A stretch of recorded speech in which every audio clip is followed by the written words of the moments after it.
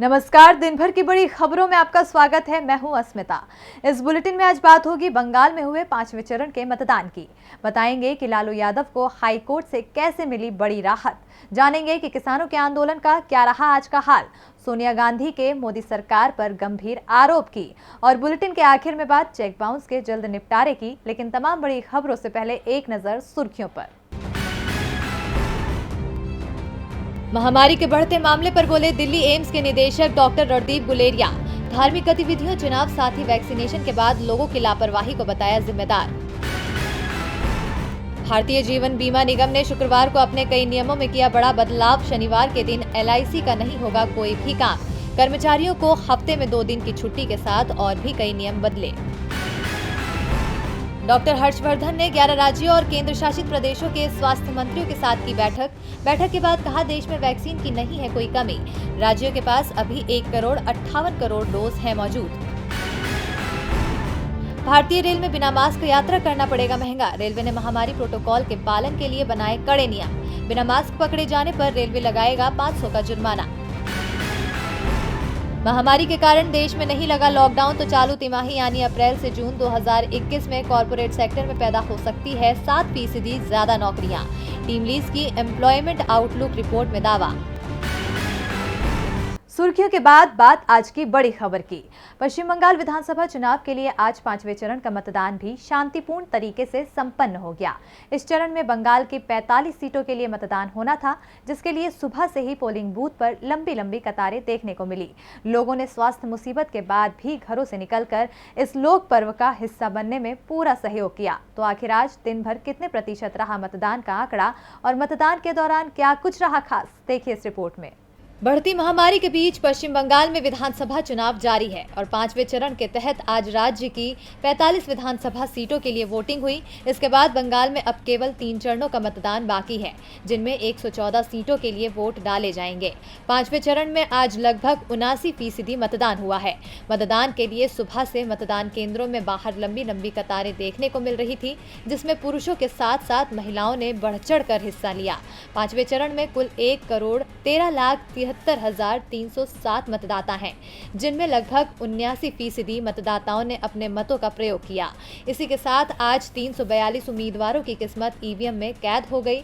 जिन सीटों पर मतदान हुआ है उनमें उत्तर 24 परगना की 16 सीटें, दार्जिलिंग की सभी 5 सीटें, नादिया की 8 सीटें, पूर्वी बर्धमान की 8 सीटें, जलपाईगुड़ी की सभी 7 सीटें और कलिम्पोंग की 1 सीट शामिल है। आपको बता दें कि साल 2016 के विधानसभा चुनाव में तृणमूल कांग्रेस ने इन 45 में से 32 सीटों पर जीत दर्ज की थी। कांग्रेस और लेफ्ट पार्टियों को 10 सीटें मिली थीं, जबकि 3 सीटें अन्य के खाते में गई थी। 2016 के विधानसभा चुनाव में इन सीटों पर बीजेपी का खाता भी नहीं खुल पाया था, लेकिन जब 2019 के लोकसभा चुनाव हुए थे तो बीजेपी को TMC की तुलना में ज्यादा वोट मिले थे। बीजेपी ने यहाँ 45% मतदान हासिल किया था, जबकि TMC को 41.5% वोट मिले थे। हालांकि TMC को यहां 23 सीटों पर बढ़त मिली थी और भाजपा को 22 सीटों पर बढ़त मिली थी। जैसे जैसे चुनावी प्रक्रिया संपन्न होती जा रही है, वैसे वैसे नेताओं को भागदौड़ से थोड़ी राहत मिलती नजर आ रही है। वैसे राहत तो आज RJD सुप्रीमो को भी मिली है। दुमका कोषागार से 3,13,00,000 रुपए की निकासी के मामले में जमानत याचिका खारिज होने के बाद आज झारखंड हाईकोर्ट से उन्हें एक अरसे बाद जमानत मिल गई है। इसी के साथ अब लालू यादव के जेल से बाहर आने का रास्ता साफ हो गया है। तो कोर्ट ने क्या कहा है लालू यादव को, देखिए इस रिपोर्ट में। बिहार के बहुचर्चित चारा अनियमितता मामले में RJD सुप्रीमो और बिहार के पूर्व CM लालू प्रसाद यादव को आज झारखंड हाईकोर्ट ने सशर्त जमानत दी है। झारखंड हाईकोर्ट जमानत याचिका पर सुनवाई करते हुए सजा की आधी अवधि पूरी करने के आधार पर लालू प्रसाद यादव को दुमका कोषागार से अवैध निकासी के मामले में जमानत दी। इसके साथ ही अब लालू यादव के जेल से बाहर आने की सारी अड़चनें साफ हो गई हैं। वो कभी भी अब बाहर आ सकते हैं। आपको बता दें कि इससे पहले चाईबासा और देवघर कोषागार से अवैध निकासी मामले में पूर्व में ही लालू प्रसाद यादव को जमानत मिल चुकी है। जमानत के साथ ही कोर्ट ने कई शर्त भी रखे हैं। आदेश के मुताबिक बिना अनुमति के वो देश से बाहर नहीं जाएंगे और न ही अपना पता और मोबाइल नंबर बदलेंगे। वहीं इस दौरान उन्हें 1 लाख रुपए के निजी मुचलके का बॉन्ड भरना होगा। दरअसल चारा अनियमितता बिहार का सबसे बड़ा मामला था, जिसमें पशुओं को खिलाए जाने वाले चारे के नाम पर 950 करोड़ रुपए सरकारी खजाने से फर्जीवाड़ा करके निकाल लिए गए। इस मामले में बिहार के तत्कालीन मुख्यमंत्री लालू यादव के साथ बिहार के एक और पूर्व मुख्यमंत्री डॉक्टर जगन्नाथ मिश्र को गिरफ्तार किया गया था। साथ ही राज्य के कई मंत्री और अफसरों को भी सीबीआई ने गिरफ्तार किया था। आपको बता दें कि सीबीआई की विशेष अदालत ने लालू को दुमका कोषागार से अवैध निकासी मामले में 7-7 साल की सजा सुनाई थी और दोनों सजाओं को एक के बाद एक चलाने का आदेश दिया गया था, जिसके बाद लालू यादव जेल में थे। लालू यादव को तो राहत मिलती दिख रही है, लेकिन दिल्ली बॉर्डर पर बैठे किसानों को जरा भी राहत मिलती नहीं दिखाई दे रही है।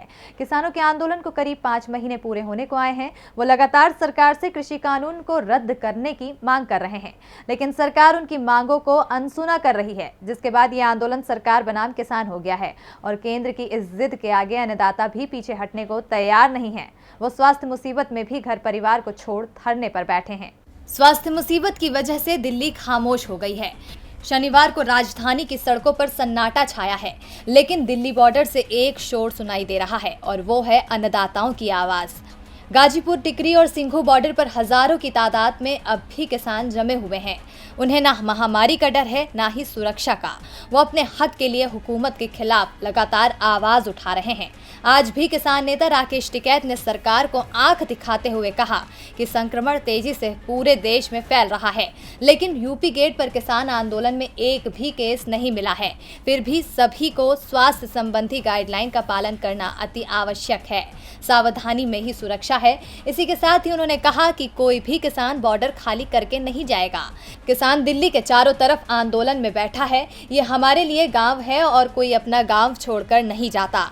जहां एक तरफ राकेश टिकैत ने किसानों से एकजुट रहने की अपील की है, तो वहीं दूसरी तरफ यूपी गेट पर 7,000 मास्क बांटने के बाद किसानों से शासन प्रशासन की गाइडलाइन पूरा करने की सलाह भी दी। अब किसान तो लगातार शांतिपूर्ण ढंग से आंदोलन को आगे बढ़ाने की बात कर रहे हैं, लेकिन मोदी सरकार आक्रामक रुख अख्तियार कर रही है। कहा जा रहा है कि सरकार महामारी के बीच किसानों को दिल्ली बॉर्डर से हटाने की कोशिश करेगी। अगर वो नहीं मानेंगे तो सख्ती की जाएगी। अब सरकार और किसानों के बयान से साफ है कि एक बार फिर कृषि कानून को लेकर घमासान छिड़ने वाला है। किसान स्वास्थ्य मुसीबत के बावजूद अडिग हैं। उनके लिए उनकी मांग ही सबसे अहम है, लेकिन कांग्रेस अध्यक्ष सोनिया गांधी स्वास्थ्य मुसीबत के बढ़ते आंकड़ों के चलते सक्रिय हैं। आज कांग्रेस अध्यक्ष सोनिया गांधी ने सीडब्ल्यूसी की बैठक की। इस बैठक में सोनिया गांधी ने पीएम मोदी को जमकर खरी खोटी भी सुनाई। साथ ही टीकाकरण के लिए आयु सीमा और अन्य मुद्दों पर भी सोनिया गांधी ने केंद्र सरकार के सामने अपनी कई मांग रखी। तो आखिर क्या कुछ कहा सोनिया गांधी ने, देखिए इस रिपोर्ट में। देश में महामारी की दूसरी लहर बेकाबू हो चुकी है। तीसरे दिन लगातार 2 लाख से ज्यादा नए मामले सामने आए हैं। यही नहीं, महामारी शुरू होने से लेकर अब तक पहली बार एक दिन में सबसे ज्यादा संक्रमितों ने अपनी जान गंवाई है। तो इसे लेकर विपक्ष भी केंद्र की मोदी सरकार पर लगातार निशाना साध रहा है। वहीं आज कांग्रेस अध्यक्ष सोनिया गांधी ने महामारी की मौजूदा स्थिति को लेकर कांग्रेस कार्य समिति यानी सीडब्ल्यूसी की बैठक की, जिसमें सोनिया गांधी ने खूब खरी खोटी सुनाई। उन्होंने कहा कि देश महामारी से त्रस्त है और सरकार चुनाव में मस्त है। सरकार को जनता की कोई चिंता नहीं है। साथ ही सोनिया गांधी ने सरकार से मांग करते हुए कहा कि सरकार को टीकाकरण के लिए अपनी प्राथमिकता पर पुनर्विचार करना चाहिए और आयु सीमा को घटाकर 25 साल करना चाहिए। अस्थमा, मधुमेह, किडनी और लीवर संबंधी बीमारियों से पीड़ित सभी युवाओं को टीका लगाया जाना चाहिए। कांग्रेस अध्यक्ष ने सरकार को कहा कि संक्रमण से निपटने के लिए जरूरी चिकित्सा उपकरणों और दवाओं को जीएसटी से मुक्त करना चाहिए। संक्रमण के प्रसार पर अंकुश लगाने के लिए सख्त कदम उठाने पर गरीबों को प्रति माह 6,000 रुपए की मदद देनी चाहिए। आपको बता दें कि इस समय देश में अब तक कुल 26 करोड़ 50 लाख से ज्यादा महामारी के सैंपल टेस्ट किए जा चुके हैं, जिनमें से 15 लाख सैंपल कल टेस्ट किए गए। रोजाना पॉजिटिविटी रेट 13% से ज्यादा है। वहीं पिछले 24 घंटे में रिकॉर्ड 2,34,000 से ज्यादा नए मामले सामने आए। पहली बार एक दिन में 1,341 संक्रमितों ने इससे अपनी जान गंवाई है। स्वास्थ्य मुसीबत के बढ़ते मामलों के चलते सोनिया गांधी केंद्र सरकार के सामने कई मांगों को रख रही हैं। तो वहीं स्वास्थ्य मुसीबत के ही बीच देश के कई राज्यों में चुनाव हो रहे हैं और उत्तर प्रदेश में भी इन दिनों पंचायत चुनाव हो रहे हैं, जिसे अगले साल होने वाले विधानसभा चुनाव से पहले सेमीफाइनल माना जा रहा है। लेकिन इन सब के बीच मुलायम परिवार फिर से एक होने का संकेत दे रहा है और शिवपाल यादव के नरम रुख इसका इशारा भी कर रहे हैं। तो आखिर क्या कहा है शिवपाल यादव ने और क्यों गरमाई है सूबे की राजनीति, देखिए इस रिपोर्ट में। उत्तर प्रदेश में विधानसभा चुनाव में अब 1 साल से भी कम का समय बचा है, लेकिन उससे पहले यूपी में पंचायत चुनाव हो रहा है, जिसमें सत्ताधारी दल बीजेपी के साथ साथ समाजवादी पार्टी, मायावती की बहुजन समाज पार्टी, यूपी में अपनी खोई जमीन तलाश रही कांग्रेस के साथ सपा से अलग होकर अपनी नई पार्टी बनाने वाले शिवपाल यादव भी अपनी किस्मत आजमा रहे हैं। विधानसभा चुनाव से पहले इन सभी पार्टियों के लिए पंचायत चुनाव लिटमस टेस्ट माना जा रहा है। इस चुनाव में लगभग ये तय कर देगा अगले साल के शुरू में राज्य में विधानसभा के चुनाव होंगे, इसमें किसकी सरकार बनेगी। वहीं दूसरी ओर अखिलेश यादव और शिवपाल यादव की नजदीकियां बढ़ने लगी है। शिवपाल यादव ने एक बार फिर विधानसभा चुनाव से पहले अखिलेश यादव के लिए नरम रुख दिखाया है।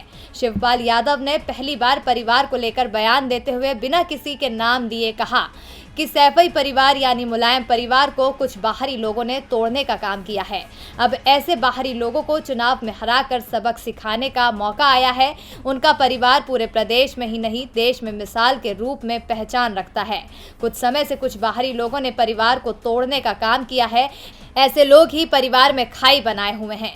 उन्होंने जनता के लिए कोई विकास नहीं किया। इस क्षेत्र में नेताजी यानी मुलायम सिंह यादव के बाद हमने विकास कार्य कराए हैं। इस बयान के बाद प्रदेश की राजनीति में ये कयास लगाए जाने लगा है कि अगले साल के शुरू में होने वाले विधानसभा चुनाव से पहले मुलायम परिवार फिर से एक हो सकता है।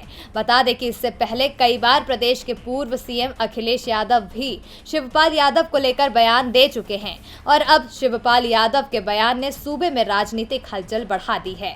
अगर दोनों दल साथ आते हैं तो इसका सीधा नुकसान बीजेपी को होगा। देखना दिलचस्प होगा कि क्या विधानसभा चुनाव से पहले साथ आएगा यादव परिवार या मतभेद रहेगा जारी। उत्तर प्रदेश में मुलायम परिवार में फिर सब कुछ ठीक होने की संभावना नजर आ रही है। सब कुछ ठीक होने के दावे तो वैसे पीएम मोदी भी आए दिन करते हैं। पीएम मोदी ने सत्ता संभालने के दौरान ही कहा था कि अच्छे दिन आने वाले हैं, लेकिन पीएम मोदी के राज में तो लोगों को लगातार बुरे वक्त का ही सामना करना पड़ रहा है और अब तो अमेरिका ने भी बुरी खबर सुना दी है, जिससे देश को परेशानी का सामना करना पड़ सकता है। यहाँ तक कि आर्थिक मोर्चे पर भारत को नुकसान होने की भी संभावना है। पीएम मोदी अमेरिका को अपना अच्छा दोस्त मानते हैं, लेकिन जब से दुनिया के सबसे पावरफुल देश में सत्ता परिवर्तन हुआ है और राष्ट्रपति का चेहरा बदला है, तब से भारत की मुश्किलें बढ़ती जा रही है और अब एक बार फिर देश के लिए बुरी खबर सामने आई है। राष्ट्रपति जो बाइडेन के एडमिनिस्ट्रेशन ने भारत को इस तिमाही में भी राहत नहीं दी है। उसने चीन, भारत, जापान, दक्षिण कोरिया, जर्मनी और इटली समेत 11 देशों को उनकी मुद्रा के व्यवहार को लेकर निगरानी सूची करेंसी बिहेवियर वॉच लिस्ट में रखा है। अमेरिका हर तिमाही इस सूची में वैसे देशों को शामिल करता है जिसकी मुद्रा कमजोर हो, इसलिए उन्हें निगरानी सूची में रखा जाता है। ये 2018 के बाद पहली बार है जब अमेरिका ने विदेशी मुद्रा नीतियों वाले देशों की निगरानी सूची में भारत को शामिल किया है। साल 2019 में भारत को इस सूची से बाहर कर दिया गया था, लेकिन जब 2020 में सूची जारी की गई तो भारत को फिर से शामिल कर लिया गया, जो चिंता की बात है। दरअसल अमेरिका के 2015 के कानून के मुताबिक कोई भी अर्थव्यवस्था जो कि 3 में से 2 मानदंडों को पूरा करती है, उसे निगरानी सूची में रख दिया जाता है। इस सूची में शामिल होने से भारत को नुकसान होगा, क्योंकि निर्यात लाभ हासिल करने के लिए विदेशी मुद्रा नीतियों के संदर्भ में वित्तीय बाजारों में देश की वैश्विक वित्तीय छवि को नुकसान पहुंचाता है। यानी साफ है कि भारत को आर्थिक मोर्चे पर फिर से धक्का लगने वाला है। और बुलेटिन के आखिर में बात चेक बाउंस के जल्द निपटारे की। देश में अक्सर लोगों को धोखाधड़ी का सामना करना पड़ता है। व्यापार समेत कई क्षेत्र में कई बार चेक बाउंस के मामले सामने आते हैं, जिसे लेकर शिकायतें भी दर्ज कराई जाती है, लेकिन समस्या का समाधान नहीं निकल पाता है, जिस पर संज्ञान लेते हुए सर्वोच्च न्यायालय ने केंद्र सरकार से जवाब मांगा है। साथ ही ऐसा आदेश सुना दिया जिसके बाद करोड़ों लोगों को राहत मिली है। मोदी सरकार कहती है कि हम देश के सिस्टम को दुरुस्त बना रहे हैं, लेकिन चीजें किस कदर सुस्त है इस बात का अंदाजा इसी बात से लगाया जा सकता है कि चेक बाउंस जैसे मामलों की ही निपटारा होने में सालों साल लग जाते हैं।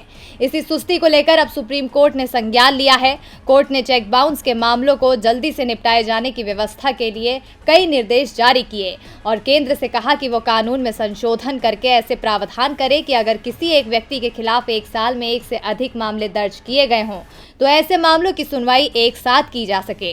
मुख्य न्यायाधीश एस.ए. बोबडे की अध्यक्षता वाली 5 न्यायाधीशों की संविधान पीठ ने कहा कि इन मामलों की शिकायतों को फौरी सुनवाई करें। 27 पन्नों का आदेश लिखते हुए कोर्ट ने कहा कि अधिनियम की धारा 138 के तहत शिकायतें मिलने पर जांच कराई जाएगी ताकि सुनवाई अदालत के न्यायिक अधिकार की भौगोलिक सीमा से बाहर रहने वालों के खिलाफ इस तरह की एक साथ कार्रवाई का पर्याप्त आधार तय किया जा सके।